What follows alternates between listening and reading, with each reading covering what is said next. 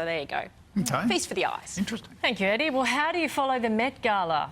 The Treasurer of Australia, of course. The first OECD economic survey since December 2018 has been released this morning, and there are some positive signs for Australia. The report commended the government's strong economic response to the pandemic and anticipates growth of 4% for our GDP this year. Yeah, pretty strong, isn't it? However, it also warns the recent COVID-19 outbreaks may slow the recovery with slightly less growth in 2022. Also notes our economy was already experiencing headwinds before the pandemic hit.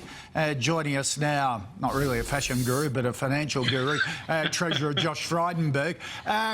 Treasurer, big tick from the OECD, which is really prestigious international group, for what you've done in the past. But they point out we've got to be flexible in the future. What are your plans for the future for the economy?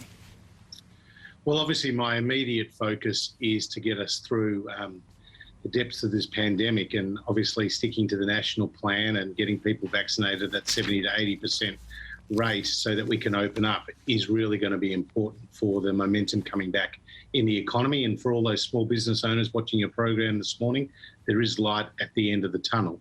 And then, of course, we continue with the economic reform program, tax reform that's seen us legislate, Kochi, significant tax changes for income earners. So we're abolishing a whole 37 cents in the dollar tax bracket so that 95% of taxpayers pay a marginal rate of no more than 30 cents in the dollar. We're trying to put incentives in place for businesses to invest more.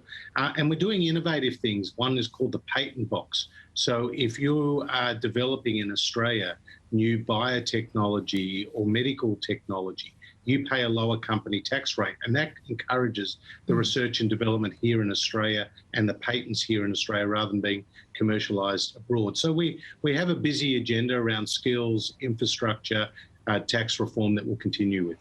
So we were doing well when we came out of the first round, and then we were pummeled. Sydney and Melbourne pummeled more than probably you guys thought. What happens if COVID throws us another curveball? Well, Nat, I expect it will. I think that's what we're living through right now. I don't think you can eliminate the virus, and unfortunately there will be new variants into the future. That's why the vaccinations are so important. That's why the booster shots that the government has secured will be so important going into next year and beyond.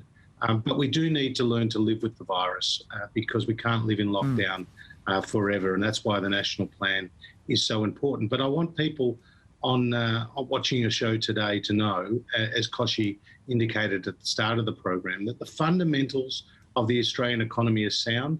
The OECD has praised the swift, well-coordinated economic response of the government, and we will be opening up, particularly in New South Wales and Victoria, I hope relatively soon. A couple of things. Housing boom, massive increase in housing wealth, booming markets.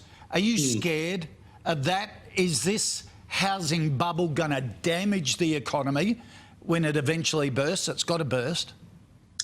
Well, it's a really important topic, and I'm obviously focused on the issue of housing affordability. I do point out, though, Kochi, that every country around the world, because they're experiencing these historically low interest rates, are seeing housing prices appreciate, some more than others. But in Australia, it's been quite significant over the course of the last year. Also, programs like Home Builder have boosted demand, and we've also seen a relatively strong labour market despite the recession that we've gone through. That being said, the key going forward is going to be more supply, and that's planning, that's zoning, that's land release to get more supply into the market, because we know that demand is there. And we also know, because of these historically low interest rates, actually the amount of people's disposable income that they spend on their interest repayments are actually back at the levels they were in the early 2000s. And because people's main asset is actually their house, this does give them confidence, this does give them wealth, and that wealth has been appreciated. So you're not worried? So I'm focused on it. I'm not, you know, I'm focused on it is what I'd say. Okay. Treasurer, appreciate your time. Thank you. My pleasure, Kochi.